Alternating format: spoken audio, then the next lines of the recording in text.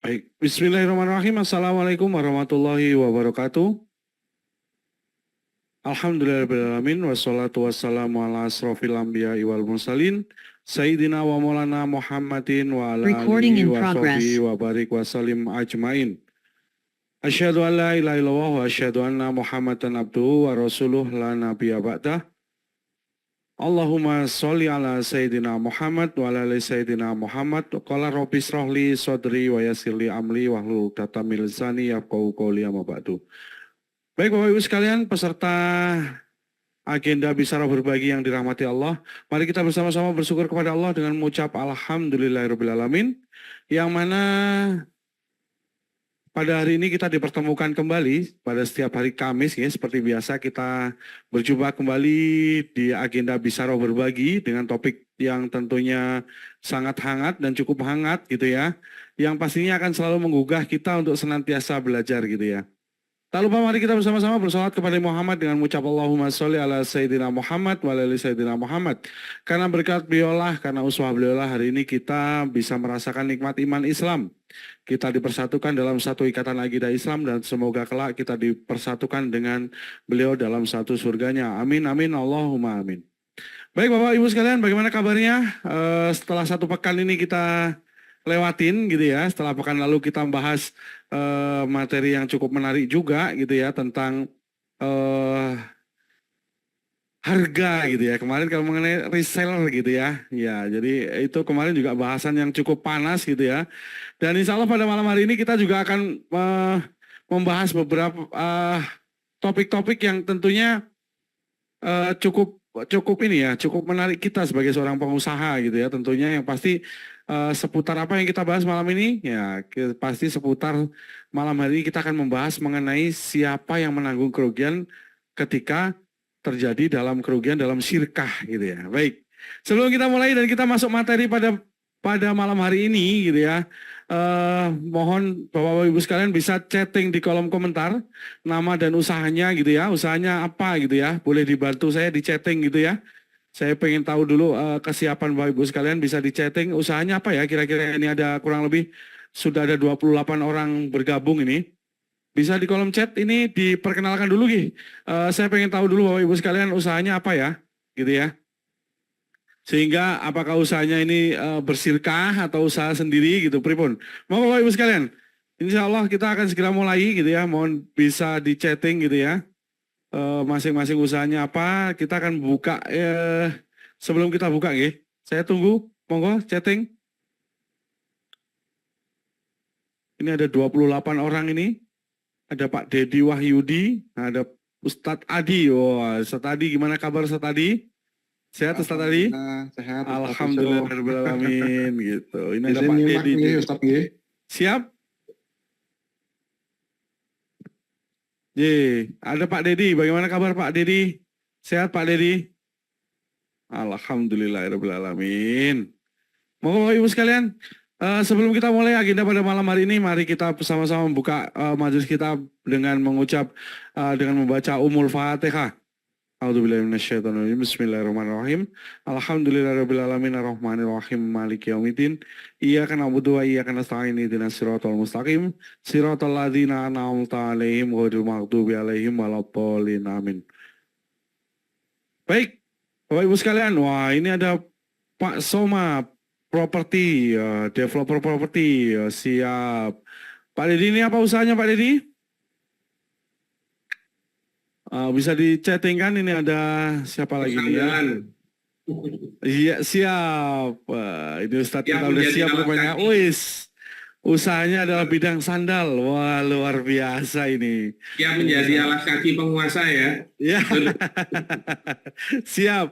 Baik, ini kebetulan gurunya kita sudah bergabung di majelis kita. Kita sapa dulu. Assalamualaikum Ustadz Fili. Apa hal antum, sehat? Waalaikumsalam warahmatullahi wabarakatuh. Siap. Alhamdulillahirrahmanirrahim. Materi malam ini kita bahas ya, gitu, setelah tadi ada kehebohan di media sosial gitu ya, bagi Bapak Ibu sekalian yang mengikutin gitu ya.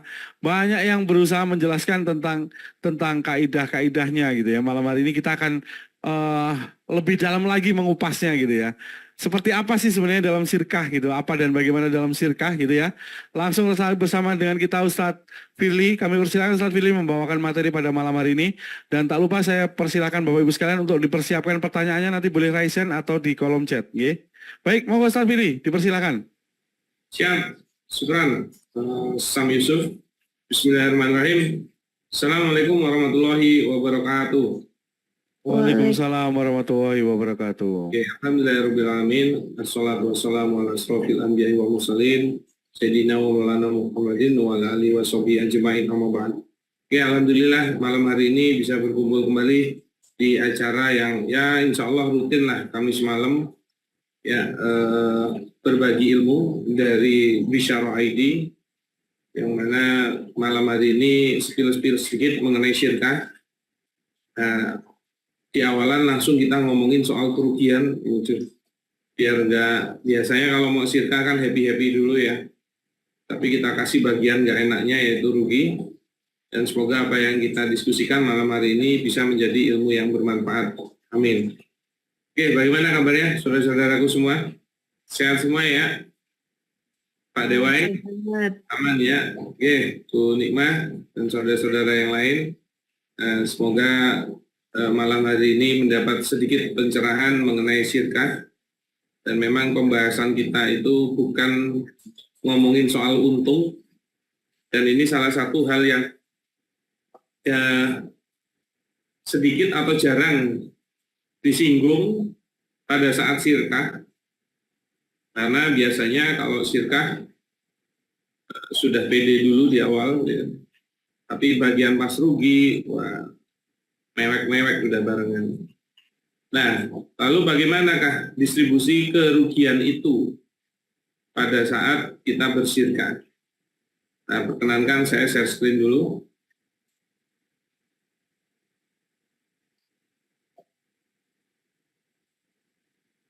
Sudah masuk ya? Masih on progress ya, sudah masuk Ustadz, monggo. Siap.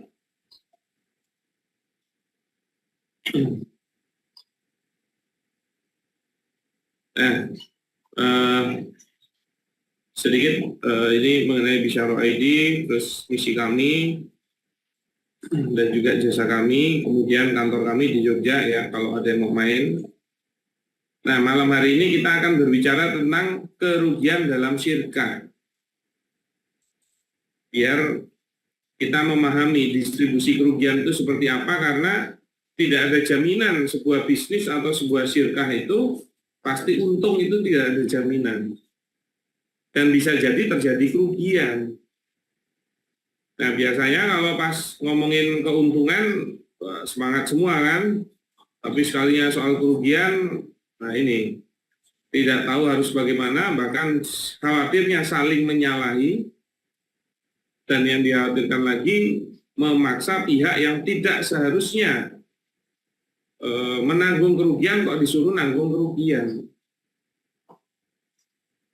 Nah, kita harus paham dulu bagaimana distribusi kerugian dan keuntungan di dalam Islam, di dalam syirkah. Nah, yang namanya syirkah itu pasti harus berbisnis. Dan namanya bisnis bisa untung, bisa rugi. Nah, mengenai distribusi tentang keuntungan dan kerugian, itu ditetapkan oleh dalil yang mana akan menjadi implikasi akad. Maka implikasinya bukanlah mengenai kesepakatan, tapi mengenai implikasi yang sudah ditentukan oleh dalil. Maka memang harus dilakukan sesuai dengan dalilnya. Maka tidak bisa ada kesepakatan, pokoknya nanti kalau rugi kamu yang nanggung. Enggak, kamu ya yang nanggung ya, atau kamu yang nanggung. Enggak. Harus berdasarkan posisi akadnya. Nah, bagaimanakah kerugian di dalam syirkah itu? Ini tutupin ya. Sebentar.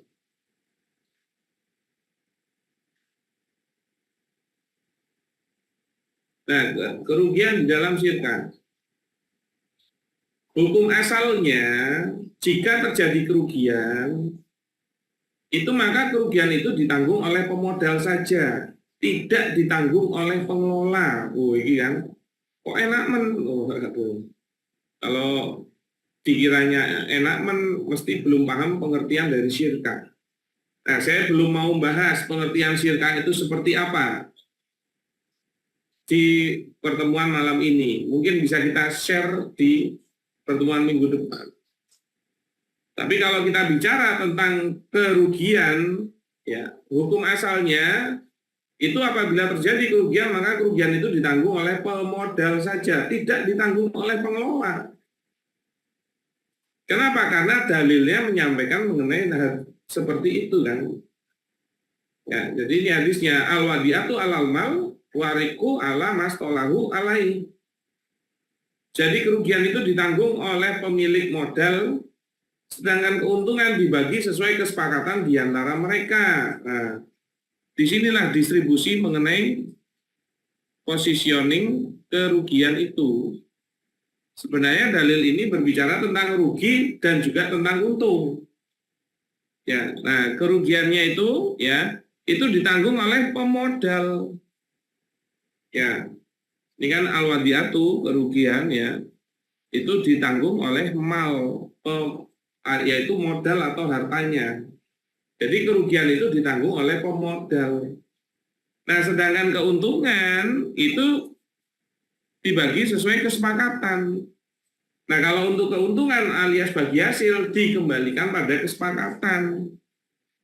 Nah, ini salah satu bedanya syirkah Islami dengan syirkah kapitalisme. Kalau syirkah kapitalisme, keuntungan itu dibagi berdasarkan porsi modal. Begitu juga kerugian. Jadi kalau di dalam syirkah kapitalisme, kerugian dan keuntungan itu didasarkan pada porsi modal. Makanya jadi ketahuan bahwasannya pemilik perusahaan atau bisnis itu memang pemodalnya di dalam syirkah. Maka pengelola itu tidak punya hak atas kepemilikan. Padahal tidak mungkin sebuah syirkah kok nggak ada pengelolanya, nggak mungkin. Nah, kalau mau tahu lebih dalam ya mungkin kita akan diskusikan minggu depan. Nah, kalau di dalam Islam kerugian itu didasarkan modal, tapi kalau keuntungan itu berdasarkan kesepakatan. Tidak wajib berdasarkan porsi modal. Itu saja sudah membuat beda. Karena memposisikan siapa pemilik. Jadi kalau kita masuk ke syirkah mudharabah, adanya pengelola murni ketemu pemodal murni, itu pengelola itu nggak masukin modal, tapi dapat bagi hasil. Kalau rugi, sebenarnya kan semua pihak menanggung. Cuman kalau kerugian harta itu memang pemodal, sedangkan pengelola kerugiannya adalah tenaganya, alias badannya, amalnya. Yang itu dinilai sama dengan kerugian harta. Nah, kita spill minggu depan saja. Biar pada bingung. Kok malah bingung. Biar pada mau datang kan kajian. Kadang-kadang kalau nggak dipancing itu suka nggak mau datang. Nunggu ada masalah, baru nyari kajian. Selak kelewat. Oh. Nah, maka sebenarnya yang menanggung kerugian memang pemodal. Sedangkan pengelola sebenarnya tidak menanggung kerugian harta, tapi dia menanggung kerugian tenaganya alias badannya. Itu pun pastinya dikarenakan pengelola tidak digaji. Siapa di sini yang pengelolanya masih digaji? Nggak siap syirkah itu namanya. Nah, cuman ada kondisional yang mana ya ada perkecualian dari hukum asal itu yang tadinya pengelola itu hukum asalnya tidak menanggung kerugian tapi menjadi wajib menanggung kerugian gitu loh. Jadi memang hukum asalnya pemodal yang menanggung kerugian, tapi ada positioning perkecualian yang mana pengelola juga wajib menanggung kerugian. Ini loh, biar pengelolanya amanah, enggak sakarepe dhewe. Bagian rugi kan, itu kan rugi, yang nanggung pemodal, ya enggak gitu juga. Nah, jadi ada perkecualian dari hukum asal di atas ya, bahwasannya menjadi wajib juga pengelola menanggung kerugian. Nah, bagaimana kondisi yang bagaimana? Nah, apabila pengelola melakukan salah satu dari 3 hal berikut yang menyebabkan kerugian syirka. Nih, kondisi apa? Nomor 1, ta'adi namanya. Ta'adi itu atau perbuatan melampaui batas, yaitu apa? Melakukan suatu perbuatan yang sebenarnya tidak boleh dilakukan. Jadi kalau ta'adi itu adalah dia melakukan yang seharusnya tidak dia lakukan atau melampaui batas. Jadi pengelolanya melakukan yang seharusnya tidak dia lakukan. Contohnya apa? Menggunakan dana sirkah untuk kepentingan dia pribadi. Itu tidak boleh. Maka kalau dia gunakan untuk pribadinya, dia wajib menggantinya alias dialah yang menanggung kerugian itu. Contoh, saya punya contoh. Relasi saya itu ada. Ya sirkah, pengelolanya itu nggak digaji. Tapi dia memasukkan keperluan-keperluan keluarganya di dalam sirkahnya. Contohnya, misalnya, boleh disepakati di dalam sirkah sebuah biaya operasional apabila pengelola sedang ngurusi bisnisnya, maka disupportlah makan siangnya. Jadi makan siang perusahaan, dari perusahaan itu boleh. Misalnya di budgeting 50.000. Itu boleh kalau pengelola meminta biaya operasional itu selama dia lakukan untuk bisnisnya. Tinggal memang harusnya 50.000 itu bukan untuk dirinya, tapi kepada pihak ketiga yang kalau dia makan. Misalnya beli makanan, terus dibayarin di sana, terus dia yang makan. Maka tidak mungkin juga dia memperkaya diri dari biaya operasional makan itu. Ternyata dia kalau makan siang suka bawa keluarganya, ada istrinya 1 dan anaknya 3. Maka kalau ternyata habisnya 250.000, ya misalnya 50.000 kali 5 orang kan, itu maka yang menanggung 200.000-nya harusnya pengelola, bukan syirkahnya. Lah kepenak kalau kayak gitu ceritanya. Tadi saya ketemu relasi, ngomongin tentang orang yang saya kenal juga, yang sirkahnya bubar, nggak jelas. Padahal udah gelontorin dana 700-an juta dari BMT. BMT-nya juga bukan cuma 1 BMT, aku ya bingung. BMT kok bisa nge-approval kayak ngono. Dia bilang boleh biaya pak operasional untuk pengelola. Memang boleh, tapi biaya yang dikeluarkan untuk operasional yang berhubungan dengan bisnisnya. Ternyata biaya operasionalnya itu semacam gaji. Ya nggak bisa, termasuk dia nulisin keperluan keluarganya, beras, makanannya, lauknya, begini-begini. Dan mohon maaf ya, salah satunya itu ditulis ya, cerita orang itu ke saya. Mohon maaf ya, pembalut istrinya itu ditulis jadi biaya operasional di situ. Lah apa hubungannya? Uang yang namanya bersirkah itu ya cuma dia, bukan anak istrinya yang bersirkah. Anak istri dia itu dikarenakan akad nikahnya, maka yang nanggung memang dia, bukan sirkahnya. Kalau emang nggak siap nafkahin keluarganya, jangan menikah, kan begitu. Jangan dilarikan kepada sirkahnya yang disuruh nanggung beban keluarganya. Nah itu termasuk yang namanya ta'adi, yaitu perbuatan yang melampaui batas. Yaitu apa? Pengelola melakukan yang seharusnya tidak dia lakukan. Maka kalau dalam hal seperti ini, dialah yang menanggung kerugian itu, bukan sirkahnya, bukan pemodalnya. Kok enak Jadi memang kalau hukum asalnya yang nanggung itu pemodal, tapi ada kondisi-kondisi yang memang yang memang dialah yang menanggung. Begitu kan? Ya. Nah, yang berikutnya, kondisi yang bagaimana? Ada namanya taksir.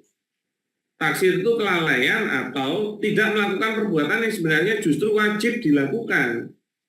Jadi kalau taksir itu dia tidak melakukan, jadi pengelolanya tidak melakukan hal yang seharusnya dia lakukan. Inilah yang dinamakan lalai. Kalau taati tadi yang nomor 1, dia melakukan yang seharusnya tidak dia lakukan. Kalau taksir, dia tidak melakukan yang seharusnya dia lakukan. Oke. Nah, yaitu kelalaian, yaitu tidak melakukan perbuatan yang sebenarnya justru wajib dia lakukan. Contohnya apa? Misalnya, bisnisnya ternak hewan. Maka di mana-mana kalau bisnisnya ternak hewan, itu memang menjadi wajib pengelola memelihara hewannya, memberi makan, mengobati kalau sakit. Nah, ini ternyata hewannya tidak dikasih makan, lalu meninggal, lalu mati. Nah, kalau ini dikarenakan kelalaian si pengelola, maka tidak bisa dikenakan kesyirkahnya. Dialah yang harus menanggung. Misalnya mati satu sapi, ya dia yang ganti satu sapi. Kok enak men KB terus kerugian syirkah. Dan di nomor 2 ini termasuk apabila pengelola tidak bisa membuat laporan keuangan dan dia tidak bisa membuktikan atas kerugiannya, maka pengelola itulah yang nanggung kerugian itu. Makanya jangan main-main kalau syirkah. Termasuk buat tidak bisa membuat laporan keuangan. Dialah yang nanggung. Karena dia harus bisa membuktikan itu. Makanya kan dasarnya syirkah itu wakalah dan amanah.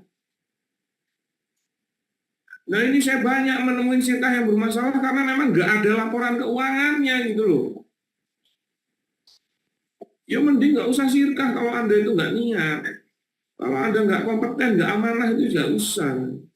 Dan urusannya, mohon maaf ya, ini pengingat untuk diri saya pribadi juga. Urusannya ini dunia akhirat gitu loh. Jadi kalau Anda cuma mau ngerugiin orang lain, nggak usah syirkah lah. Kalau nggak serius dalam berbisnis, nggak usah syirkah. Nah, ini kondisi kedua, yang dia pengelola lah yang menanggung kerugian itu. Nah, ada lagi posisi atau kondisi ketiga, namanya mukhalafatus syurut. Yaitu apa? Melanggar syarat-syarat yang sudah disepakati dalam perjanjian akad syirkah.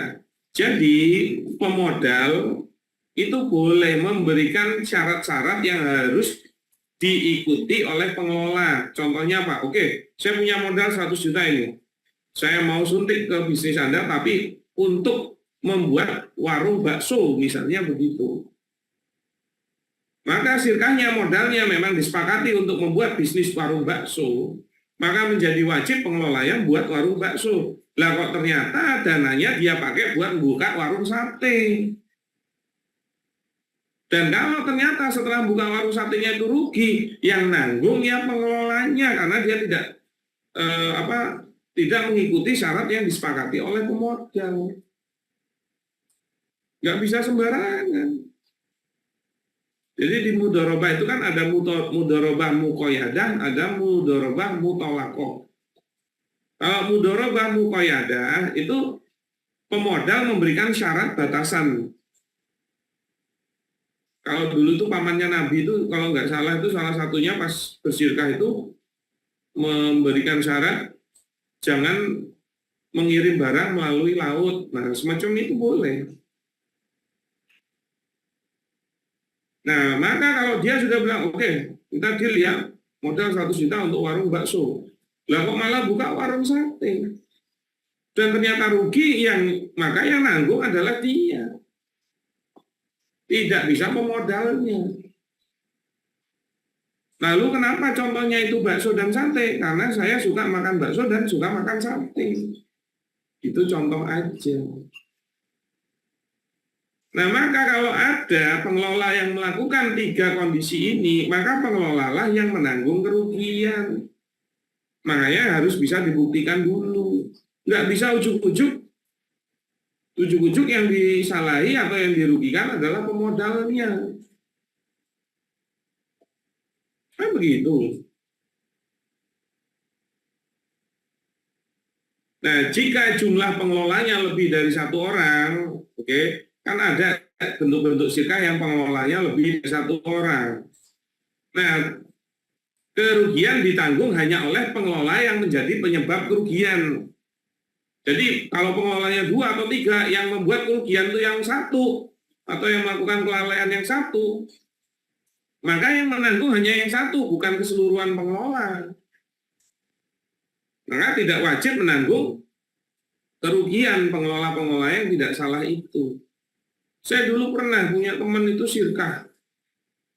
Itu pengelolanya 3, pemodalnya 5 kalau nggak salah. Nah, yang bawa duit itu nggak jelas uangnya kemana. Nggak bisa buat laporan keuangan ternyata, nggak bisa mempertanggungjawabkan. Dan terus ngomongnya ngalur ngidul, berlagak, mohon maaf ya, agak-agak gila gitu loh. Intinya mau lari dari tanggung jawabnya. Nah, pengelola yang 2 dikejar-kejar terus sama pemodal yang 5. Nah, akhirnya kan sebenarnya tinggal dirapatkan kan, tapi orangnya itu nggak mau datang. Sebenarnya kalau dibuktikan ternyata uang itu semua dibawa oleh dia dan dialah yang menanggung itu, ya yang nanggung kerugiannya ya cuma yang itu. Toh akhirnya pengelola yang 2 itu juga nggak dapat apa-apa. Mau nggak digaji juga. Ya. Jadi hanya pengelola yang melakukan kesalahan lah yang menanggung kerugian dari sirkah tersebut. Begitu kan? Nah, maka kita harus posisikan kalau pas terjadi rugi bagaimana. Ini kalau nggak paham ilmunya, nanti kan mesti ngalor ngidul.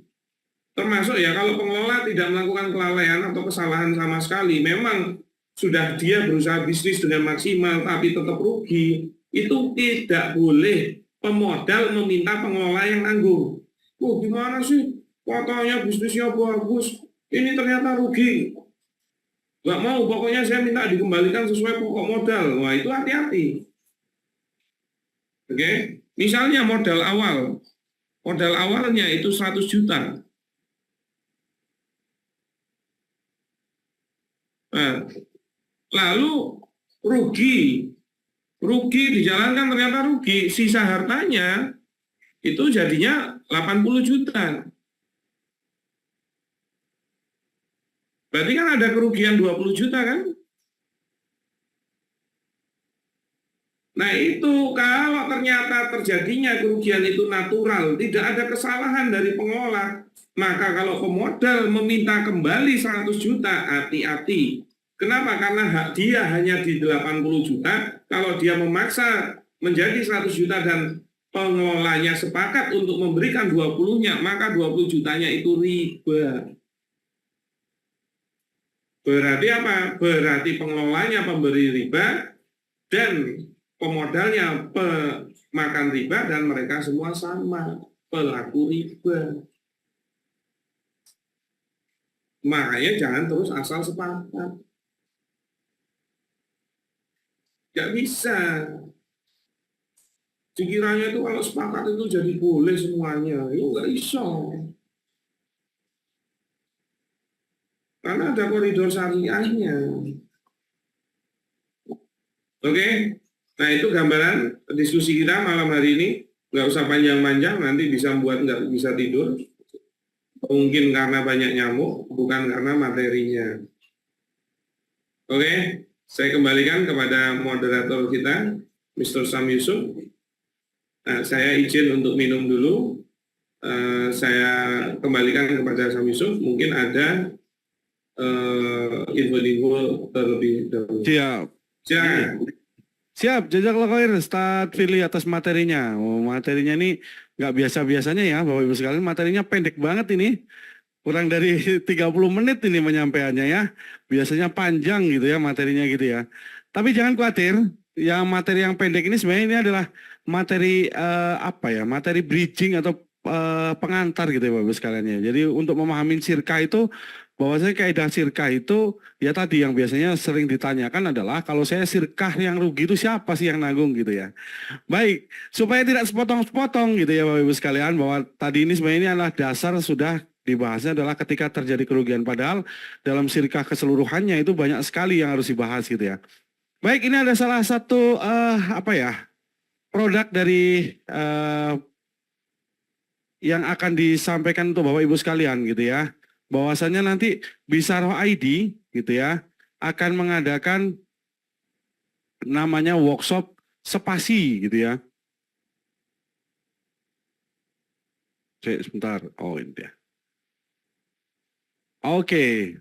Jadi apa itu spasi? Spasi itu adalah sekolah pengelola syirkah gitu ya. Jadi jangan tadi kalau ketika Bapak Ibu sekalian hanya baru dapat sedikit sekali itu ya mengenai materi syirkah tadi. Nah, lengkapnya itu akan dibahas di sini nih. Di apa itu sekolah pengelola syirkah gitu ya. Nanti di dalam sekolah pengelola syirkah ini yang akan diadakan tanggal 24 sampai 26 September ya, bulan depan gitu ya. Dan ini pesertanya hanya terbatas 50 orang saja gitu ya, karena setiap satu angkatan maksimal 50 orang gitu, dan untuk spasi kali ini kita akan masuk di batch ke-6 gitu ya. Sekolah pengelola sirkah, supaya apa, panjenengan itu sudah dapat ilmunya ya kalau yang mau bekerja sama gitu ya. Baik. Jadi latar belakangnya apa sih gitu ya spasi itu dibentuk? Sebenarnya spasi itu dibentuk untuk menjembatani antara jenengan pengusaha dan juga investor gitu ya, calon investor. Supaya apa? Pada saat ini kan keluhan utamanya adalah investor itu kesulitan mencari atau mencari pengelola sirkah yang amanah, kompeten dan profesional. Selain itu juga banyak juga dari pebisnis yang membutuhkan investor tetapi membuat proposal bisnisnya juga ala kadarnya gitu ya. Sehingga sangat sekali buat jenengan-jenengan yang mau terus berkembang gitu ya. Jenengan harus belajar ini tentang sirkah gitu ya. Jadi seperti dalam visinya spasi itu yaitu mencetak para pengelola sirkah yang amanah, kompeten dan profesional. Jadi sehingga kalau pengelolanya sirkahnya sudah amanah, kompeten dan profesional, ditambah juga dengan investornya pun juga sudah siap diedukasi dengan baik, maka bisnisnya insya Allah akan terus berkembang gitu ya. Jadi yang pasti misinya adalah pertama mengedukasi sirkah yang sesuai syariah kepada masyarakat yang luas. Yang kedua mengedukasi sirkah sebagai solusi permodalan tanpa utang ribawi. Nah ini nih yang butuh modal gitu ya. Bahwa yang selama ini disampaikan modalnya kenapa kalau nggak bisa utang gimana? Nah ini sirkah sebenarnya ada solusinya gitu ya. Tapi ya tadi jenengan juga harus siap gitu ya. Jadi pengelola yang kompeten dan amanah. Terus yang ketiga, membantu para pengelola sirkah menjadi amanah, kompeten dan profesional. Jadi dengan adanya ilmu tadi, jenengan diharapkan adalah menjadi seorang pengelola sirkah yang amanah, kompeten dan profesional gitu ya. Terus yang keempat, memperbanyak kerjasama sirkah untuk memperkuat ekonomi umat. Yang kelima juga membentuk ekosistem pasar ekonomi syariah gitu ya. Baik, untuk spasi sendiri nanti akan dibawakan oleh beberapa guru-guru kita yang pastinya nanti ada pematerinya, ada Ustadz Firly, terus nanti juga ada Ustadz Dwi Condro Triyono, terus ada Ustadz El Chandra, beliau ini adalah Ketua Exbank, terus nanti juga akan ada Kang Dewa Eka, wih ini masternya dari affiliate gitu ya, terus ada juga nanti ada Kang Pramudi Ringga gitu ya. Materinya apa saja sih? Materi yang pastinya akan dipelajari pertama adalah jenengan akan mempelajari tentang bab sirkah gitu ya. Lengkap dan komprehensif gitu ya, bukan hanya sepotong-sepotong seperti tadi gitu ya. Terus jenengan juga akan belajar mengenai visibility study, terus mengenai kepegawaian gitu juga, akan ada laporan keuangan, sistemasi bisnis dan mindset bisnis gitu ya. Jadi selama 3 hari nanti jenengan-jenengan itu akan belajar nih, apa saja itu ada di tanggal Selasa tanggal 24 September, Rabu tanggal 25 dan Kamis tanggal 26 gitu ya. Jadi di hari Selasanya itu ada 4 sesi gitu ya. Jenengan akan bahas mengenai sirkah tuh. Setelah itu hari Rabunya jenengan akan diberikan laporan keuangan dan visibility studi untuk pagi sampai sore harinya, dan malam harinya akan ada sharing session dari Kang Dewa. Wes. Terus nanti di tanggal 26-nya akan ada sistemasi bisnis yang akan dibahas oleh Kang Pramudi Ringga dan akan ada ditutup dengan kepegawaian gitu ya. Kapan itu venue-nya akan dilaksanakan di Hotel LPP Garden nih di Jogja ya. Jadi catat harinya tanggal 24 sampai 26 September nih Bapak Ibu sekalian. Mulai dilihat nih jadwalnya ya. Dilihat jadwalnya masing-masing apakah di tanggal tersebut sudah kosong nih ya. Jadi siapkan dirinya untuk terus belajar gitu ya. Supaya apa? Supaya bisa menjadi pengelola yang sirkah dan amanah gitu ya. Baik, kira-kira ini kalau saya boleh bertanya ini. Jadi kalau untuk pelatihan yang komprehensif seperti ini kira-kira berapa ya? Cocoknya yang bisa diberikan buat panjenengan semua ini berapa ya kira-kira maesanya ya? Mungkin jenengan-jenengan bisa ngasih masukan buat saya berapa ya nilainya gitu ya. Sembari ini guys, Start Pilih, kita tanya jawab dulu, nanti kita kasih spill harganya gitu ya. Siapa tahu ada yang mau memberikan spill harganya gitu, Start Pilih. Biasanya kalau pengalaman 3 hari komprehensif gitu, pengalaman di 8 atau 9 jutaan gitu ya. Saya pernah ngikutin pelatihan 3 hari segitu. Mahal lah pokoknya gitu ya. Tapi jangan khawatir, malam ini bagi panjenengan-panjenengan mau kira-kira spillnya berapa ya gitu ya.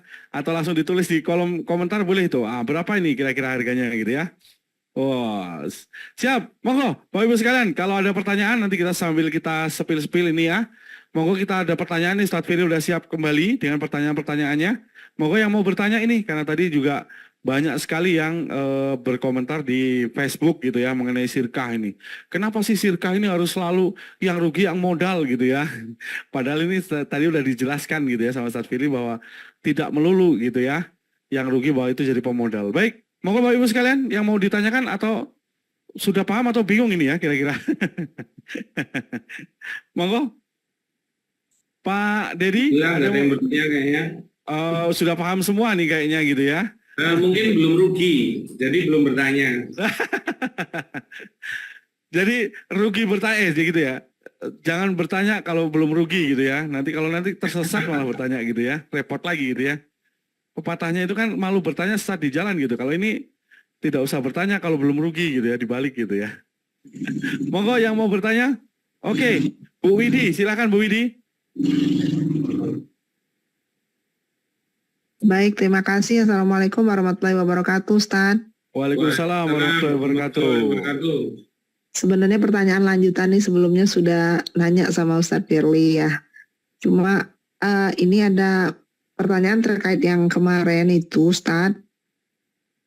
Kerugian yang karena kelalaian dari pengelola gitu ya. Dan juga tidak bisa membuktikan bentuk kerugiannya seperti apa gitu kan. Nah, jadi itu kan menjadi tanggung jawabnya para pengelola. Nah, ketika dia dimintain pertanggungjawaban untuk mengganti, dia ada aset, tapi memang asetnya itu masih juga ada cicilan, belum lunas gitu tadi ya.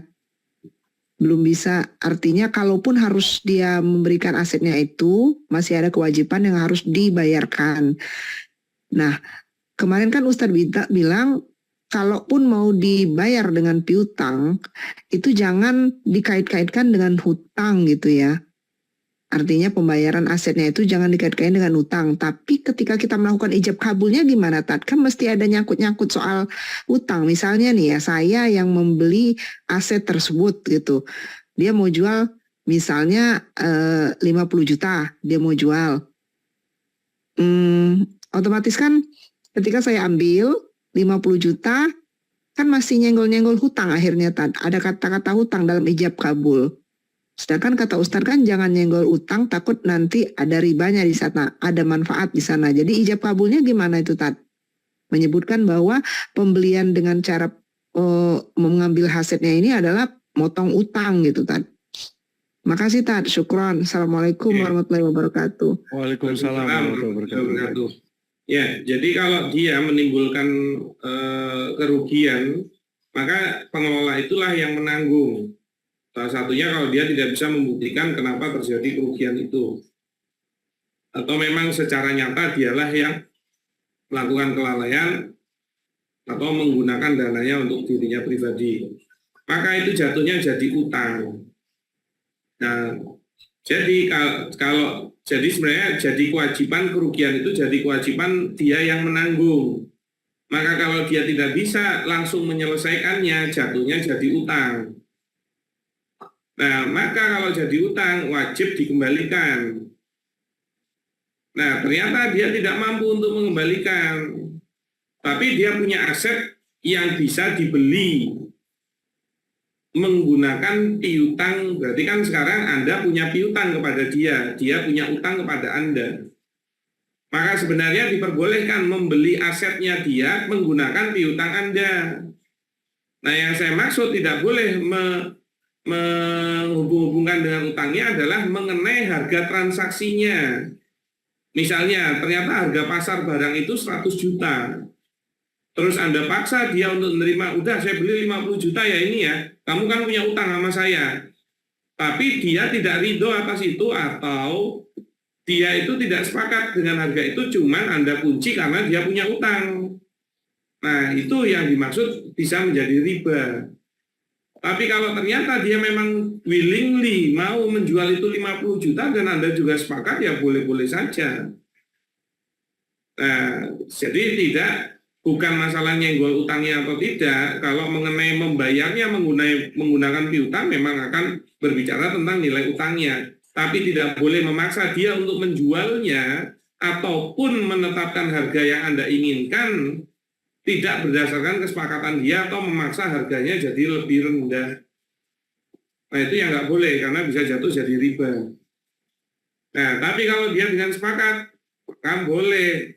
Sebenarnya ijab kabulnya itu bukan, ijab kabulnya kan sebenarnya harta ketemu harta. Misalnya dia punya rumah 100 juta, dia punya utang kepada Anda 200 juta, maka jual belinya adalah saya beli rumah Anda dengan 100 juta. Nah, 100 jutanya bayarnya pakai piutang begitu. Jadi sebenarnya tetap jual belinya itu harta ketemu harta. Bukan harta ketemu piutang. Cuman harta Anda sudah dipegang dia dalam bentuk piutang. Maka yang 100 juta dipakai buat beli itu boleh, berarti utangnya dia tinggal 100 juta. Begitu juga dengan piutang jenengan memang tinggal 100 juta karena sudah dipakai untuk bayar 100 juta tadi. Begitu Bu Widi. Baik, alhamdulillah. Udah paham banget Ustadz. Jazakallahu khair. Nanti kalau di AJB-nya pun, pun jangan disebutkan mengenai piutang. Oh iya. Intinya terjadi jual beli objek rumah dengan nilai 100 juta. Nah, mengenai 100 jutanya kan sudah dibayarkan, sudah dipegang dia malah dalam bentuk piutang itu. Iya, baik. Siap, Baik. begitu Bu Widi. Paham Ustadz, syukran. Oke, Afwan. Siap. Ya, itu udah jelas Bu Widi. Baik, monggo Bapak Ibu sekalian yang ada pertanyaan kembali.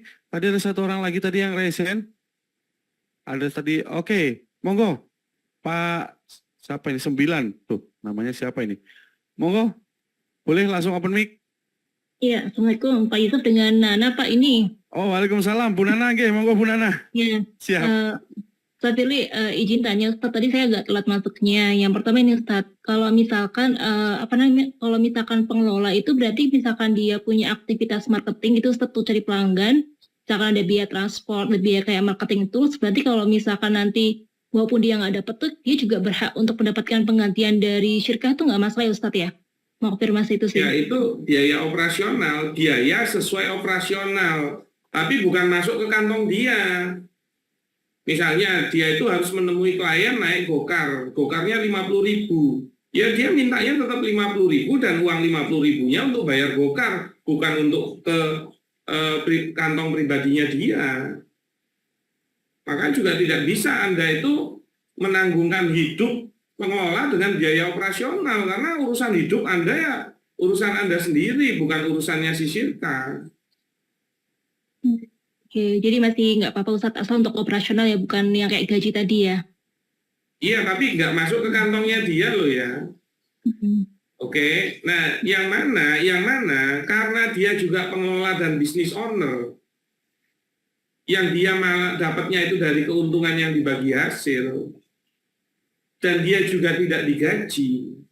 Kira-kira pengelola kalau ngeluarin biaya operasional juga akan mikir-mikir nggak? Iya. Iya pasti, karena yang namanya biaya berpotensi mengurangi keuntungan atau bahkan menjadi kerugian. Makanya dia nggak bakalan ngawur. Kan deadlock-nya di situ. Wah, ada bayar nih dari Papua, misalnya tempatnya dia di Jogja. kita harus menemui buyernya dulu. Wah, ternyata ke Papua itu habis 10 juta untuk uang pergi dan lain-lainnya. Sedangkan belum berpotensi untuk deal gitu loh. Ya dia juga bakalan mikir, kalau enggak kan nanti modalnya kegerus itu. Jadi dia nggak bakalan sembarangan. Begitu Bu Nana. Iya, kalau ini Ustadz misalkan kayak di kita kan travel Ustadz gitu kan. Kalau travel itu kan kalau berangkat kan ada satu orang dari, maksudnya ada pendamping dari Indonesia misalkan keluar Ustadz. Nah, kalau misalkan pendampingnya itulah pengelola, kan biasanya kalau kita pakai orang pihak ketiga kan kita akan memberikan kayak semacam kayak gaji lah, bukan gaji sih, kayak fee terhadap guide-nya kan Ustadz. Nah, kalau misalkan jadi guide-nya si pengelola itu, dia dapat itu nggak Ustadz? Ya enggak, karena itu, jadi gini loh, yang namanya pengelola, itu objeknya memang ngelola. Pertanyaannya, kalau naikin orang umroh atau haji, itu memang bagian dari pengelolaan nggak? Ya iya, produknya itu kok. Nah, maka sebenarnya tidak boleh dia meminta itu. Kalau biaya operasional yaitu tiket yang nanggung perusahaan, makannya di sana, tidurnya di sana, ya iya itu boleh karena memang juga nggak masuk ke kantongnya. Maka sebenarnya dia tidak perlu dibayar karena dia pengelola bisnis itu. Contoh gampangnya Bu, saya tanya, kalau Anda punya bisnis sendiri travel, terus Anda itu nggak pakai pihak lain untuk guide, tapi diri Anda sendiri. Pertanyaannya, bisa nggak Anda menggaji diri Anda sendiri? Enggak sih harusnya Ustadz. Ya nggak bisa, itulah pengelola itu begitu. Maka kalau dia memang fungsinya vital, saya loh yang dampingi, saya loh yang gini. Maka kalau dia mau memposisikan manfaat dia yang memang kinerja dia yang besar, maka yang dia bisa lakukan adalah meminta bagi hasil yang lebih besar, bukan tambah gaji.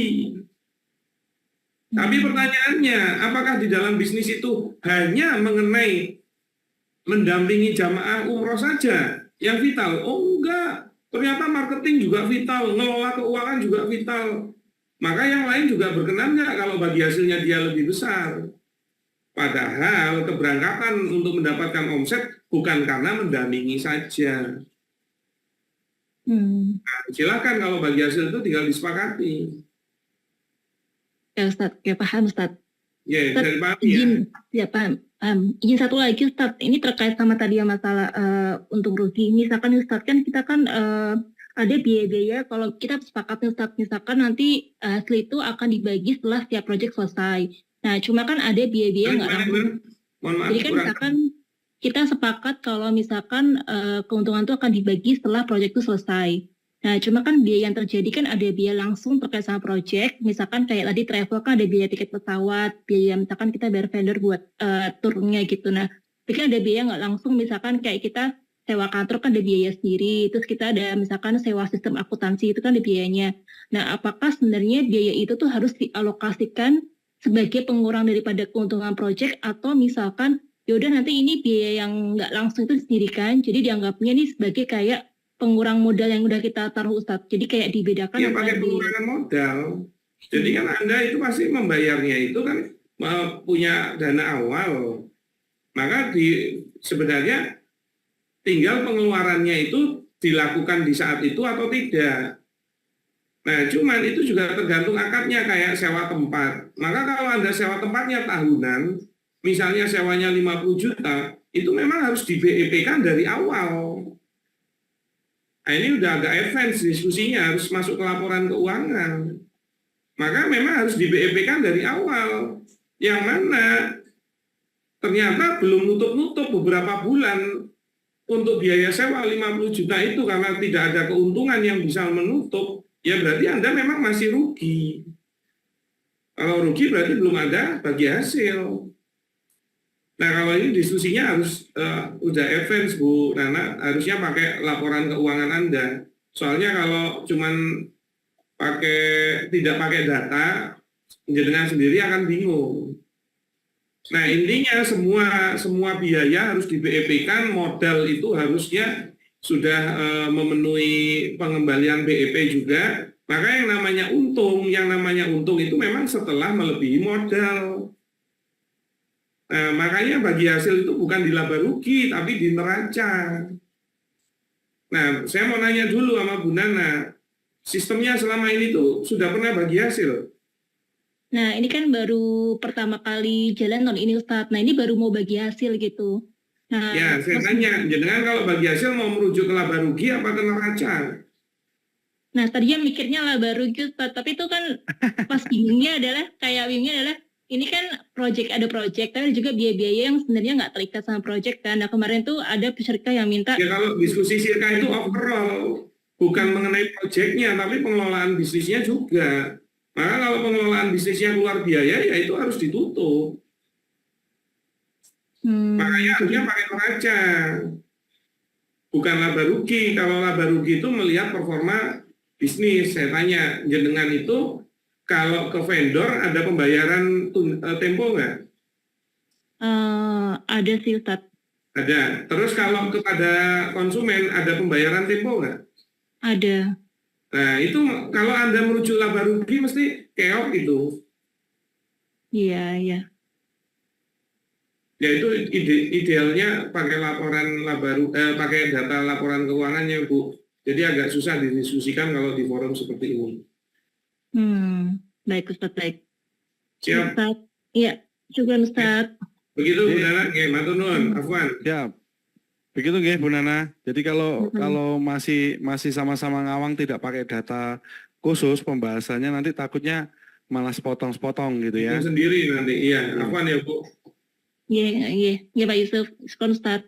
Ya, baik. Ini ada pertanyaan Ustadz dari Pak Dani apa Bu Dani nih.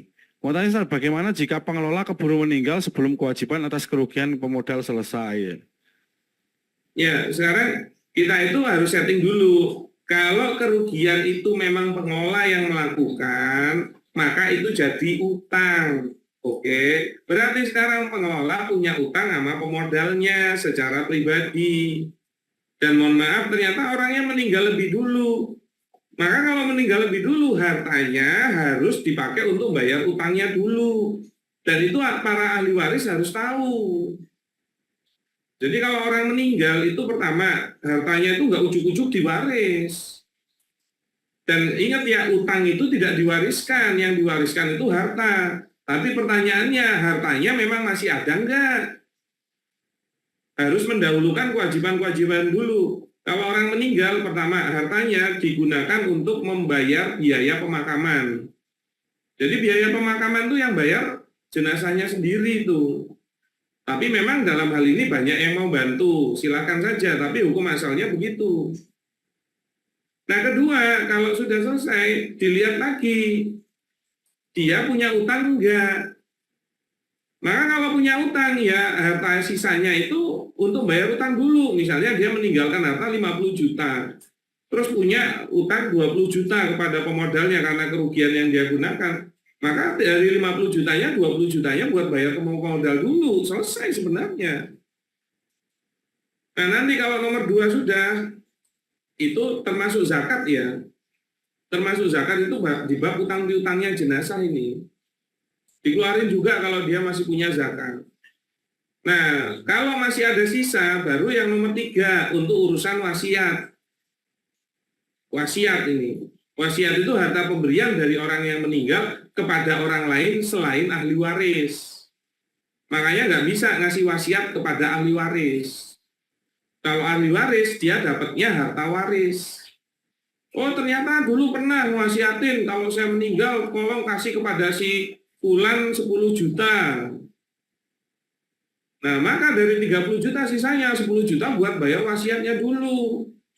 Nah kalau udah nggak ada sisanya 20 juta baru jadi harta waris.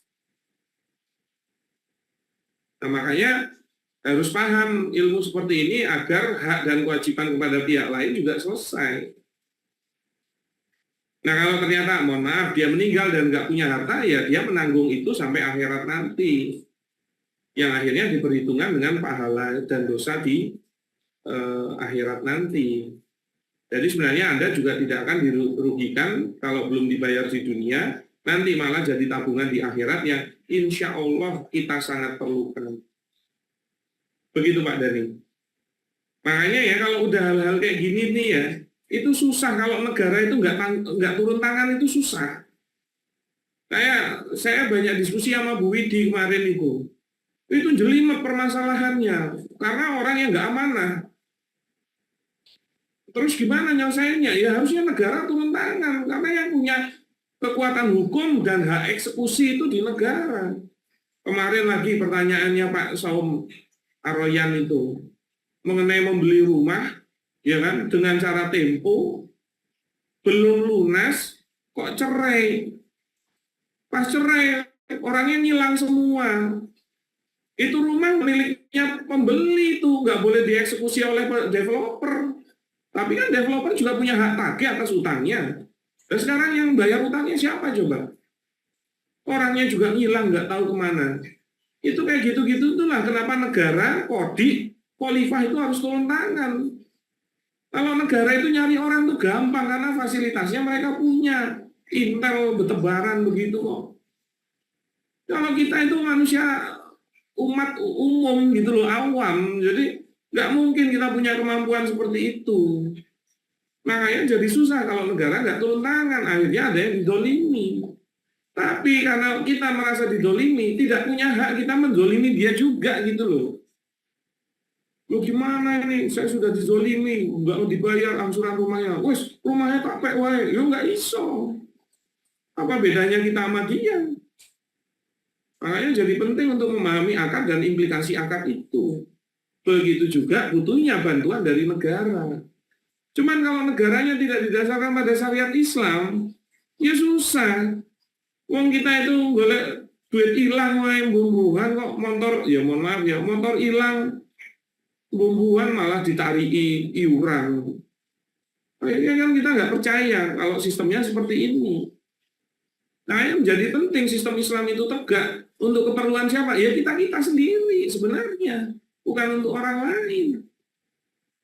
Coba yang berita hari ini rame itu, mewajibkan lepas jilbab untuk paskibraka. Enggak, padahal itu ketua BPIP itu dulu itu profesor syariah loh. Kok iso-iso loh. Nah, ini kan kalau sistemnya sekuler ya jadinya begini. Jangan sampai Anda itu baru mau keluar-keluar kalau itu kena ke Anda atau ke kerabat Anda. Tapi kalau nggak kena Anda nggak keluar-keluar, Anda nyantai aja. Aku yang penting ini wis alhamdulillah. Nggak bisa begitu, itu namanya nggak adil. Nah makanya ayo kita perdalam terus ilmunya, pelajari, datangi majelisnya, karena hidup ini bukan semakin gampang, semakin susah. Kenapa? Karena tidak diatur dengan syariat Islam. Begitu ya? Siap? Oke, siap Ustaz. Ada satu pertanyaan lagi nih. Spill info dulu sebelum nanti ada satu pertanyaan terakhir. Oke, boleh. Siap. Kita spill info dulu biar Ustadz Firly bisa minum-minum dulu. Tadi seperti saya sampaikan tadi Bapak Ibu sekalian ya. Jadi untuk pelatihan sirkahnya tadi gitu ya. Kira-kira berapa ya pasnya ya gitu ya. Kan tadi kita lakukan 3 hari nih di hotel nih ya. Jenengan sudah plus nginapnya gitu ya. Jadi nilai investasinya adalah, jadi jenengan nilai investasi normalnya adalah di harga Rp7.700.000 gitu ya. Dan harga normalnya untuk saat ini untuk 1 orang adalah Rp5.500.000 dan untuk 2 orang adalah Rp10 juta. Jadi khusus bagi panjenengan-panjenengan yang ini saya klik linknya ya. Jadi izinkan saya share klik linknya di kolom chatting. Bagi jenengan yang sudah klik di kolom chatting, jenengan sudah buka-buka di kolom chatting itu saya share linknya dan daftar malam hari ini kita berikan harga spesial. Berapa itu harga spesialnya? Jadi bagi panjenengan-panjenengan yang sudah hadir di Zoom malam hari ini, jenengan akan kami berikan harga spesial di harga berapa ya? Diberikan di harga spesial Rp3.500.000 untuk 1 orang gitu ya. Jadi jenengan diberikan tambahan diskon senilai Rp2 juta gitu ya. Jadi dari harga normal Rp5.500.000 untuk 1 orang, jenengan akan diberikan harga diskon sebesar Rp2 juta yaitu di harga Rp3.500.000 dan hanya untuk 10 orang pendaftar pertama. Jadi monggo jenengan yang sudah ada di majelis room malam hari ini, silakan langsung klik linknya di link yang saya bagikan di kolom chatting. Jenengan nanti bisa langsung daftar. Jadi dengan harga spesial yaitu di harga Rp3.500.000 gitu ya untuk satu orang. Itu murah apa murah banget ya? Yang pastinya murah banget ya. Dari harga yang seharusnya jenengan bayarkan di 7.700.000 atau di 5.500.000 gitu ya. Jadi apalagi yang jenengan benefit yang akan dapatkan? Pertama, jenengan akan dapat free konsultasi dengan Bisharo ID selama 1 jam. Dan ini hanya untuk 10 orang pendaftar pertama. Jadi jenengan nanti bisa konsultasikan bisnis jenengan selama 1 jam penuh dengan Ustadz Firly langsung. Terus jenengan akan mendapatkan rekaman kuliah bisnis syariah batch 6, 12 pertemuan. Juga akan mendapatkan free webinar zakat gitu ya. Ini pengusaha muslim wajib nih, harus wajib paham nih mengenai zakat nih yang akan dibawakan oleh Ustadz Siddiq Aljawi. Terus tadi jenengan akan juga dapatkan potongan harga khusus workshop properti syariah di Malang nih bagi jenengan-jenengan yang sebagai pengusaha developer nih. Nah, ini luar biasa nih. Jenengan nanti akan dapatkan tambahan lagi 1 juta diskon untuk mengikuti workshop properti syariah yang pastinya jenengan pasti akan bisa upgrade nih untuk jenengan yang develop properti syariah. Terus jenengan juga akan menjadi member Bisharo ID dan nanti akan ada door prize-nya dan circle pengusaha muslim yang sudah tergabung di dalam Bisharo ID. Jadi jangan tunggu lama lagi, jenengan segera daftarkan diri jenengan. Itu sudah ada linknya yang saya share di kolom chatting. Jenengan bisa langsung daftar tat gitu ya. Untuk 10 orang pertama jenengan dapatkan harga spesial Rp3.500.000 untuk malam hari ini. Kapan tuh agendanya? Agendanya di Yogyakarta tanggal 24 sampai 26 September 2024. Yang nantinya jenengan akan 3 hari penuh diajarkan tentang sirkah tadi, materi di hari pertama sirkah, terus jenengan juga akan diajarkan mengenai beberapa hal tadi, ada yang termasuk diantaranya jenengan akan diajarkan mengenai laporan keuangan yang akan dibawakan secara contoh dan ada visibility study. Nah ini pastinya penting sekali buat jenengan yang pengusaha yang membutuhkan modal gitu ya, yang pastinya nanti untuk pitching kepada pemodal gitu ya. Baik. Begitu tambahan sharingnya untuk malam hari ini. Jadi jenengan monggo jangan tunggu lama lagi, segera klik link yang saya bagikan ya untuk segera mendaftar untuk mendapatkan harga spesial malam hari ini 3,5 juta. Murah atau murah banget ya, pastinya murah banget tuh. Apalagi yang jenengan pengusaha properti ada tambahan lagi tuh 1 juta tuh dibundling tuh, asik banget tuh. Baik, ini ada pertanyaan Ustaz. Spasi itu cuma 2 kali dalam setahun ya. Ya. Jadi besok ini yang keduanya dalam tahun ini. Jadi ya pergunakan kesempatan yang maksimal karena juga pesertanya hanya 50. Nah ini alhamdulillah juga sudah banyak yang ikutan. Jadi sebelum ditutup pesertaannya, nah gunakan kesempatan. Jadi kalau Anda memang serius mau bersirkah, datangi dulu majelis ilmu sirkah. Nah, silakan sebenarnya mau belajar dari mana saja, tapi alhamdulillah Bisharo juga punya yang komprehensif 3 hari. Pokoknya dijamin mumet. Sam Yusuf aja waktu berangkat ikut kegiatan spasi itu gundul itu. Enggak jenggoten gitu. Pulang-pulang sekarang jadinya gondrong. Siap begitu? Siap, siap Ustaz. Jadi gitu, Ge. Jadi ini untuk tahun ini adalah spasi adalah kelas terakhir ya tahun ini. Jadi kalau jenengan pengen upgrading, segera gabung ya. Ini terakhir tahun ini, yaitu ini batch ke-6 gitu ya. Karena ada lagi kapan? Tahun depan. Jadi masih lama lagi ya kalau jenengan mau upgrading ilmunya. Baik, nah ada pertanyaan berikutnya Ustaz dari Pak Ripsti gitu ya. Izin bertanya Ustaz, apa boleh pengelola mengambil alih atau take over bisnis dari investor dengan kondisi bisnis untung dan modalnya 100% dari investor? Bukankah harusnya pengelola mengembalikan modalnya? Investor bukan take over atau ambil alih. Nah ini ini maksudnya saya belum paham nih. Pak Ripsi mengambil alih bisnis dari investor. Loh kalau investor itu pemodal, dia itu nggak ngelola. Maka nggak ada yang di take over kan. Monggo Pak Ripsi bisa ini. Mungkin Pak Ripsi bisa open mic. Karena memahami fakta itu penting ya. Halo, Assalamualaikum. Ya, silakan. Silakan Pak Rifki. Ya, terima kasih Pak Ustadz atas kesempatannya. Iya, jadi ini saya Rifki, perkenalkan dari Serang, Banten. Jadi kemarin saya punya pengalaman bersirkah dengan teman. Tapi di tengah perjalanan teman saya itu keberatan karena memang sumber dana investor itu, investornya itu bersumber dari perbankan. Gitu. Jadi pada saat pengelolaan itu dia merasa keberatan dan pengelolaannya tidak maksimal.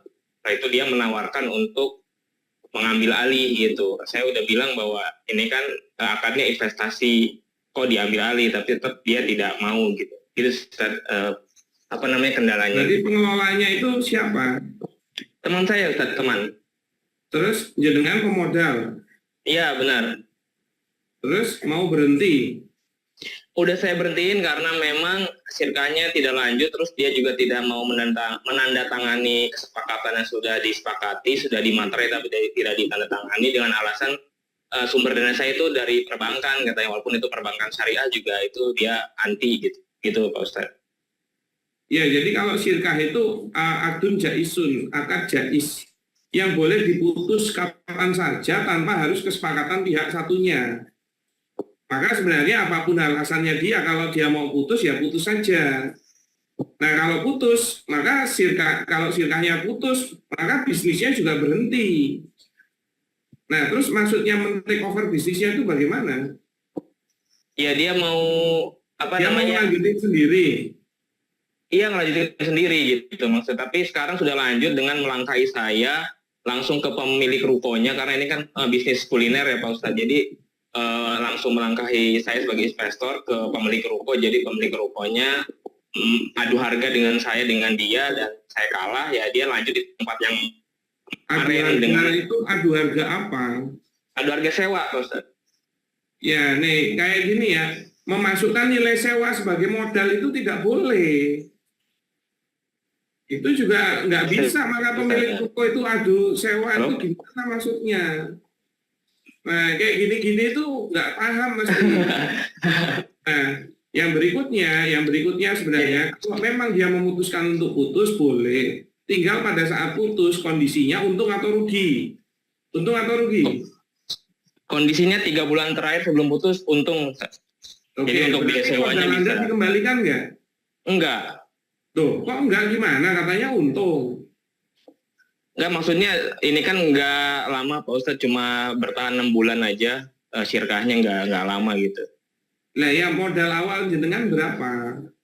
Kemarin di angka 150. Nah ya, berarti pas putus dikembalikan ke 150-nya. Enggak, dia enggak mau, dia cuma berani setengahnya aja. Kenapa kok cuma setengahnya? Karena dia tadi asumsinya take over katanya. Karena ini bisnisnya punya saya sendiri karena modalnya 100%. Take over itu setelah berhentinya sirkah baru take over. Berarti yang didiskusikan adalah pemutusan sirkahnya dulu. Kalau kondisinya untung, yang namanya untung itu setelah melebihi nilai modal. Maka kalau modal awalnya 150 dan dia bilang kondisinya untung, berarti total harta pasti melebihi 150. Maka kalau pada saat putus sirkah 150-nya ada nggak? Nggak ada Ustadz, berarti bukan untung ya, itu rugi. Saya tanya, kalau dia posisinya untung dan dia diputus, harusnya 150-nya ada nggak? Ada kan? Berarti rugi Ustadz, sorry. Boleh, tinggal 150-nya dikembalikan kepada Anda. Berarti koreksi Ustadz, berarti rugi. Nah, makanya faktanya jangan berubah-berubah dong. Maaf, diskusinya jadinya berubah-berubah. Nah, sekarang, ternyata kondisinya rugi. Oke, nyatakan berapa ruginya. Kalau dia bilang kembaliinnya 75, berarti kerugiannya 75. Pertanyaannya, di laporan keuangan benar nggak rugi 75? Enggak, maksud itu 75 itu dia hitung-hitungan take over aset gitu. Jadi aset berapa ada depresiasi. Saya sendiri sudah salah dalam pengelolaan keuangan. Take over itu hal berikutnya. Jadi sebelum ngomongin take over, pemutusan sirkahnya. Kalau namanya putus sirkah, itu hak-haknya dikembalikan dulu. Siap Ustaz. Satunya mengembalikan modal kepada pemodal. Begitu loh. Bukan membeli modalnya, bukan. Siap. Namanya jadi kacau semua. Ya Ustaz, karena emang belum pengalaman ya kemarin itu karena pertama kali bersirkah, jadi memang ya kalau menurut saya bukan masalah pengalaman, kemungkinan besar dengan sama dia nggak paham teorinya atau ilmunya. Iya, Karena itu. Makanya saya ikut hukumnya, walaupun kelas nggak ini. punya pengalaman, dia juga tahu koridornya. Siap, Ustadz, siap. Begitu Iya. ya. Siap, Pak Ustadz. Ya, makanya pertanyaannya ini butuh pemahaman fakta dulu kan. Iya. Karena kalau ternyata faktanya itu tidak bisa dipahami dengan benar, nanti penyimpulan hukumnya juga salah. Nah, makanya mungkin Mas Ridvi kalau mau belajar lebih lanjut, karena menurut saya ya, mohon maaf, entah kalau menurut jenengan ya, 150 juta itu udah nilai yang besar. Jadi jangan sampai sirkanya salah, ketemu orang nggak kompeten, nggak amanah, bahkan nggak paham syariah. Iya, Ustadz. Masuk bagaimana jenengan itu bertransaksi dengan bank syariah itu juga harusnya dipelajari, karena juga bisa jadi yang apa dia sampaikan itu juga benar. Nah, tapi pengelolanya sendiri juga jangan sampai melakukan kesalahan atau dolimi orang.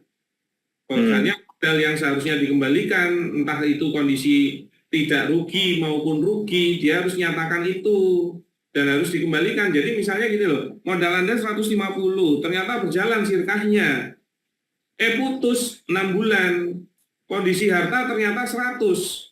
Ya berarti 100 itu dikembalikan ke pemodal karena posisinya rugi. Beda kalau posisinya untung ya, modal 150, pas putus ternyata hartanya 200.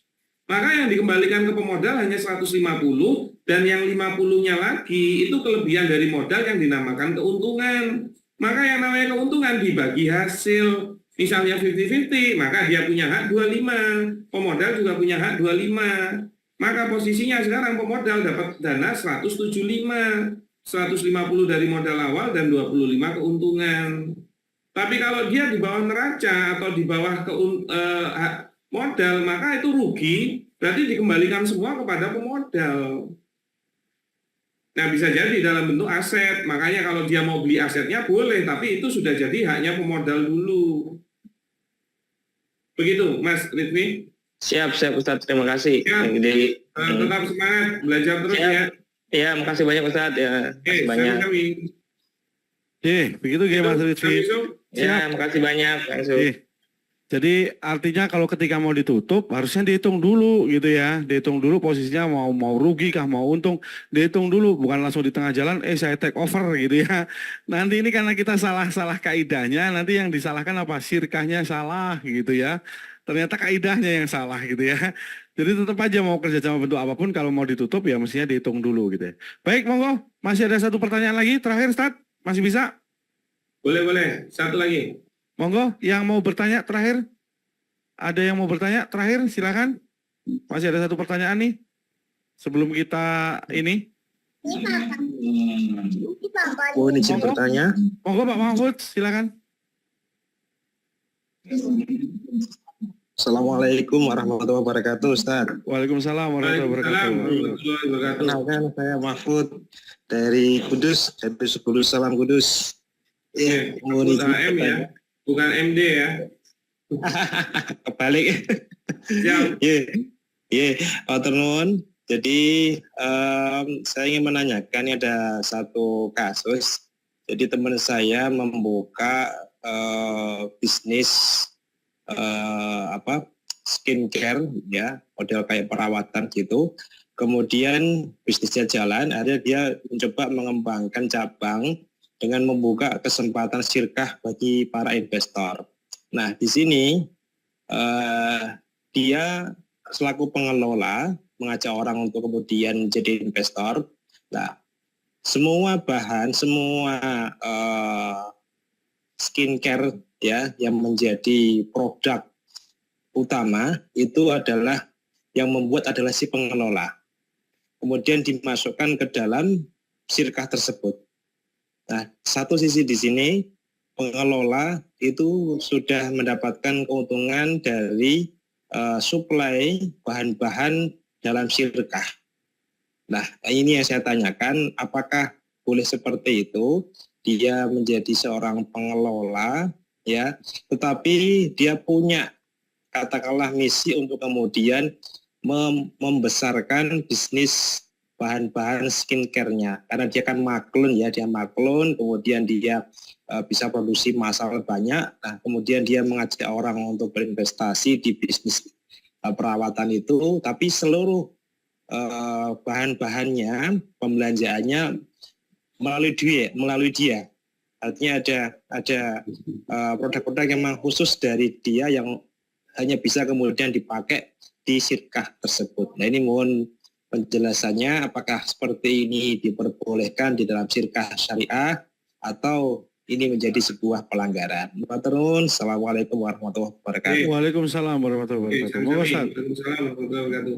Jadi begini, dia kalau punya bisnis A, kemudian membuka cabang B, maka sebenarnya boleh cabang B itu dia bersyirkah. Tapi tidak boleh mewajibkan cabang B untuk membeli barang kepada cabang A. Karena jatuhnya multi akad. Dan harusnya hukum asalnya cabang B kalau mau bersyirkah itu harusnya bisa memproduksi sendiri barangnya. Jadi kalau ternyata dia juga maklun, ya di syirkah B itu harusnya dia maklun juga. Yang mana akhirnya dapatnya HPP, bukan memberikan keuntungan di cabang A jadi milik dia pribadi. Maka kalau dia melakukan seperti itu jatuhnya multi akad dan itu tidak boleh. Dan kalau seperti itu sebenarnya dia itu bukan mau mikirin cabang B, yang dia pikirin cabang A, milik dia sendiri. Akhirnya dia itu cuma mencari terhadap penyerapan pasar tapi yang dia buat langsung. Walaupun bisa jadi cabang B kalau jualan itu ternyata juga ada margin. Tapi kan kalau dia mewajibkan jatuhnya multi akad. Nah, sebenarnya itu masih boleh. Kalau ternyata cabang B mau meminimalisir modalnya dan ternyata tidak mampu untuk mendatangkan modal yang besar, sebagaimana kalau dia nanti harus maklun ke pabrik, biar dapat HPP yang paling kecil. Nah, ternyata kalau misalnya pesan itu butuh dana 500 juta, wah ini adanya 200 juta doang, maka masih boleh dia untuk membeli di cabang A selama tidak diwajibkan, yang kalau diperbandingkan kalau dia membuat barang sendiri, itu ternyata biayanya melebihi kebutuhan investasinya atau tidak mampu disokong oleh modalnya. Tapi kalau dia wajibkan, oke, saya mau syirkah sama Anda semua, tapi barangnya wajib membeli barang saya, itu multi akad dan itu tidak sah. Begitu Pak Mahfud. Oke, kalau kemudian disiasati seperti ini, jadi memang dia lebih dulu membuat produk skincare itu, kemudian yang untuk jasa layanan perawatan itu ya yang kemudian disirkakan itu sampai berpuluh-puluh cabang, itu dimiliki oleh istrinya. Jadi disiasati seperti itu supaya ya produknya tetap bisa masuk, karena saya kan bukan pengelola, ini syirkahnya dengan istri saya yang kemudian mensub barang dari perusahaan saya berupa produk-produk skincare. Itu apakah dikelah seperti itu bisa masuk dalam pelanggaran atau tidak? Ya, sebenarnya masalah dia suami istri dan melakukan akad bisnis sendiri-sendiri itu tidak ada hubungannya. Maka kalau dia memproduksi skincare-nya, kemudian istrinya yang bersyirkah dengan pihak-pihak lain, ya itu memang urusan sendiri-sendiri. Tapi kalau dia mengunci, oke, istrinya mau bersyirkah dengan para investor, membuat institusi atau lembaga atau bisnis itu, tapi mewajibkan barangnya harus beli ke suaminya, itu multi akad. Tapi kalau bersifat natural boleh. Maka jangan sampai nanti kalau bisa memproduksi sendiri, misalnya keuntungan sudah tinggi, terus bisa memproduksi sendiri, yang berpotensi HPP lebih rendah daripada beli ke suaminya, kok tetap beli ke suaminya, ya itu juga sudah tidak sah karena mewajibkan jadinya multi akad. Maka sebenarnya tentang suami istrinya tidak perlu dipermasalahkan, tapi memulti akad atau mengikatnya itulah yang jadi masalah. Mewajibkan untuk harus kemudian pulang dari bahan yang sudah. Sekarang saya tanya, istrinya bersyirkah sama para investor itu, kalau ternyata modalnya mumpuni, modalnya bisa mengcover atau nanti setelah untung, ya, dan ternyata bisa memproduksi skincare sendiri dengan HPP atau biaya yang lebih rendah daripada beli ke suaminya, kok tetap beli ke suaminya, itu berarti sudah multi akad. Oke. Itu misinya seperti itu, jadi membesarkan produknya biar semakin banyak untuk dia bisa maklun. Dari maklun itu kan dia dapat penghasilan juga, ya entah bonus dari perusahaan maklunnya, Ya kalau diwajibkan multi akad tidak boleh. Iya. Begitu Oke. Pak Mahfud. Sama. Memang Iya. sekarang triki-triki seperti itu, makanya walaupun multi akad itu khilafiyah, menurut kami pendapat yang terkuat itu yang mengharamkan atau tidak boleh, karena nasnya itu jelas gitu loh. Nah, Rasulullah SAW an sofkotaini fi sofkotin wahidatin. Ini Rasul melarang 2 akad di dalam 1 akad. Nah, mahwum mufawakohnya berarti lebih dari 2 akad juga semakin bermasalah. Nah, berarti mengikat 1 akad dengan 1 akad yang lainnya jatuhnya multi akad, dan itu membuat akadnya tidak sah. Iya. Karena bisa jadi kalau dia produksi sendiri dengan HPP yang lebih murah, sebenarnya meninggikan keuntungan syirkahnya. Nah, harusnya istrinya yang bersirkah dengan para investor tuh mikirin itu, bukan mikirin perusahaan suaminya. Begitu Pak Mahfud? Oke, soal multi akadnya memang menarik karena memang benar-benar hilafiyah ya. Jadi banyak ustadz Ya, yang tapi kemudian sebenarnya pendapat yang rojih plus jumhur itu yang melarang multi akad. Makanya Iya. kita itu nggak boleh memilih perbedaan pendapat dengan hawa nafsu, itu nggak boleh. Kita harus memilih yang terkuat. Kalau ternyata ada beda pendapat kok milih yang lemah, hakikatnya kita memilih karena didasarkan hawa nafsu. Dan itu nggak boleh, fala tatabi'u hawa. Jadi Allah melarang memilih berdasarkan hawa atau mengikuti hawa nafsu itu. Begitu kan? Makanya Ya. saya paling sebel ketemu orang yang bersembunyi di balik khilafiyah gitu loh. Terus itu masih khilafiyah. Lah, tapi kalau Anda nggak punya argumen yang lebih kuat daripada argumen saya atau pihak satunya, berarti pendapat Anda lemah. Lah kok masih dipakai? Ya sebenarnya Anda sendiri sudah tertolak argumentasinya. Bilang aja mengikuti hawa nafsu atau yang sesuai dengan keinginan Anda. Lah kalau kayak gitu kan rusak semua. Karena nggak mungkin ya kalau ada 2 pendapat. Jadi memang suka ada khilafiyah. Kalau ada 2 pendapat yang bertentangan, kok syariat membenarkan dua-duanya itu nggak mungkin. Kalau yang ini membolehkan bunga bank, yang ini nggak boleh. Kok dua-duanya dibenarkan syariat, itu syariat macam apa gitu? Pasti yang salah satu salah. Makanya kaidah fikihnya kan menyampaikan al-amalu biroji wajibun wal amalu bil marjuhi mumtaniun. Beramal dengan pendapat yang kuat itu hukumnya wajib, sedangkan beramal dengan pendapat yang lemah itu hukumnya tertolak atau tidak boleh. Nah, saya itu paling sebel ketemu orang yang bersembunyi di khilafiyah, padahal pendapatnya sendiri masih lemah dulu. Iya, Tat. Itu Pak Mahfud. Oke, mohon maaf ini di luar konteks sedikit. Apakah Ya, ini soal multi akad lagi? Apakah Ustadz pernah mendengar bisnis kowe yang sekarang lagi ramai di Jogja? Sudah pernah di Bisnis apa? kowe, penyewaan semacam alat untuk pemurnian air yang dia kayak semacam hampir mirip multi level ya, tapi dipinjami alat dikontrak selama 6 tahun untuk pembayaran seperti dia bilang seperti layanan wifi gitu, dibayar per bulan tapi dikontrak selama 6 tahun dengan dipinjami alat. Apakah Ustadz pernah membahas tentang Belum. bisnis kowe? Belum, Ji? Oke. Coba ditulis di kolom chat itu namanya apa tadi? Kowe. Kowe, COWAY. COWAY. Kowi, Ya, Kowai. Kowe ya. Kowai. Kowe. Itu Macam bisnisnya ini, menjual- kangen water Ustaz kayaknya. Modelnya kayak Caranya kangen water sapi gitu ya. ya. Kowe. ya, COWAY. Oh, Jadi iya. tidak pakai uang pendaftaran, ya bisa langsung kemudian mencari customer, ya untuk sekedar customer membayar per bulan langsung 280.000, si sales atau marketing ini langsung mendapatkan 1.280.000. Di awal itu langsung seperti itu, tapi customer diikat selama 6 tahun kontrak dengan dipinjami alat, tidak boleh lepas kontrak sebelum 6 tahun. Tetap kalaupun misalkan alat itu hilang, rusak, dia harus tetap membayar sampai dengan 6 tahun, ya, senilai tadi per bulan 280.000. Nah, ini katanya baru ramai di Jogja. Belum tahu, Jih. Oke.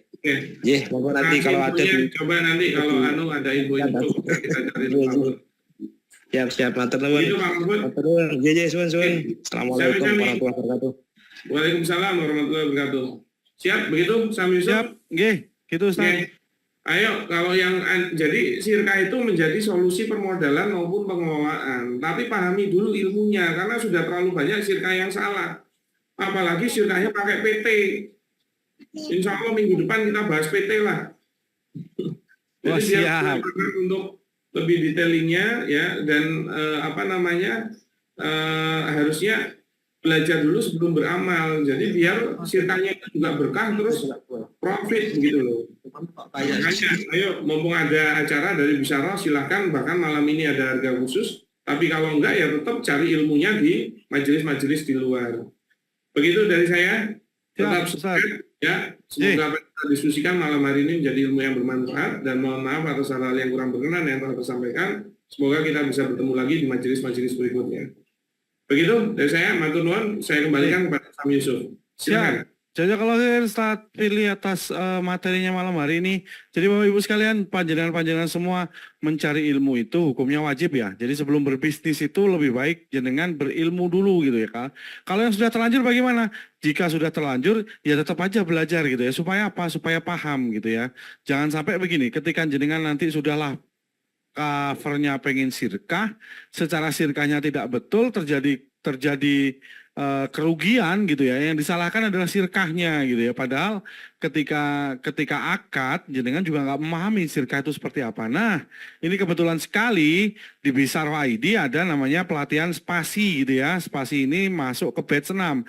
Jadi jenengan akan belajar secara komprehensif mengenai ilmu sirkah itu tadi. Jadi akan dilaksanakan selama 3 hari, tanggal 24 sampai tanggal 26 September 2024 di Yogyakarta. Jadi panjenengan segera daftar, linknya sudah saya bagikan di dalam kolom chat, dan jenengan mendapatkan harga khusus yaitu dari harga 7.700.000 dan jenengan hanya membayar malam hari ini 3.500.000 rupiah, bahkan kurang dari 50% gitu ya.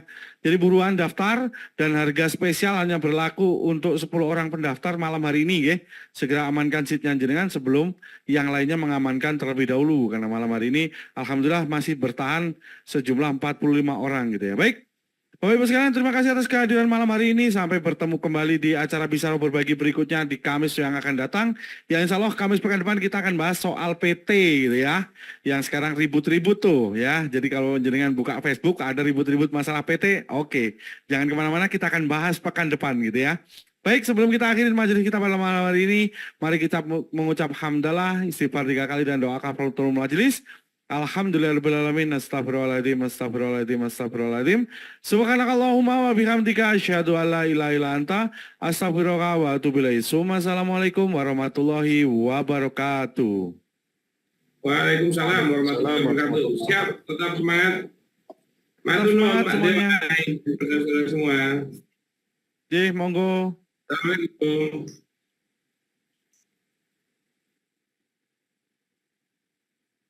Sama-sama Pak Hikmah lah.